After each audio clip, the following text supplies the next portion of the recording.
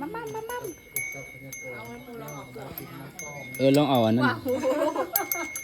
เอามัมพุ่นพี่น่ะจีจิแดงพุ่น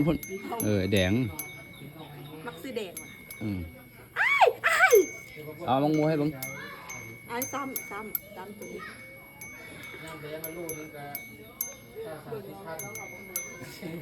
โอ้เนี่ยมันกินอยู่เท่านั้นพี่เคยกินแบบมักงูใส่มักนาวนี่นะเคยกินบอกโอ้ยมันกลิ่นเด้อเอ้าอุ้ยร้องแทงตาเอามากินเหรอโอ้ยติดใจอันนี้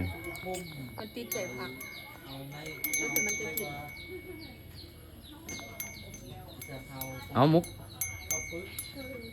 บนทักที่เราใส่มังนาวเนี่ยมันกินมาใหม่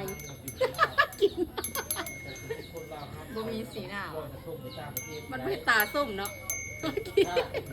แซ่บนี่มาใหม่